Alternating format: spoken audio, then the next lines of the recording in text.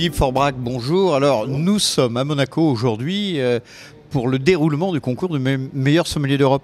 Première question, ça vous rappelle un certain nombre de choses, et concours, et en particulier celui du meilleur sommelier du monde? Oui, ça me rappelle bien sûr. C'est toujours une émotion particulière quand on vient même assister à un concours, hein, quand on en a passé, quand on les a gagnés souvent et des fois loupés.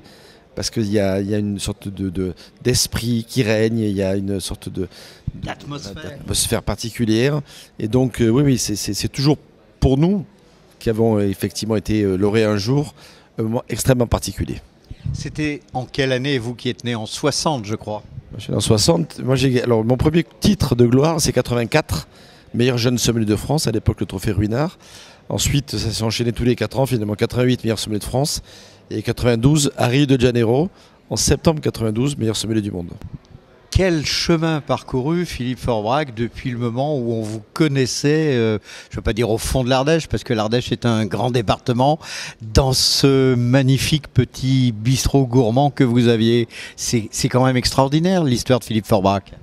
Oui, c'est vrai que c'était la limite entre la Drôme et l'Ardèche, où effectivement ma mère habitait habite maintenant depuis très longtemps là-bas. Et puis en 82, je décide d'aller faire un saut à Paris et de quitter Donzère, où je travaillais finalement là-bas chez Roustan à Donzère, et puis de créer le bistrot du sommelier finalement assez rapidement derrière. Notre métier, c'est le partage. On découvre des choses, c'est pas pour nous. Partage et convivialité dans cette grande famille qu'est la sommellerie. C'est super important. Les découvertes, on a envie tout de suite, quand on goûte de choses, de se dire tiens, j'appelle un tel, je vais ramener ça à la maison, je vais goûter ça en famille. Voilà. Philippe Forbrac est resté toujours le même. Alors aujourd'hui, ici à Monaco et puis à San Remo, qui est l'autre ville dans laquelle se déroule le concours du meilleur sommelier d'Europe, vos impressions, votre sentiment, est-ce que le niveau est élevé? C'est une réunion extraordinaire des talents de ces différents pays participants. Il y a une trentaine de pays qui participent quand même cette année. C'est assez énorme au niveau européen. Le concours est, à mon avis, vraiment d'un bon niveau.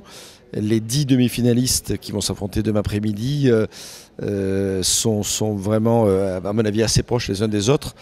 Il y en a 5 sur lesquels je mise pour être parmi les 3 finalistes en tout cas.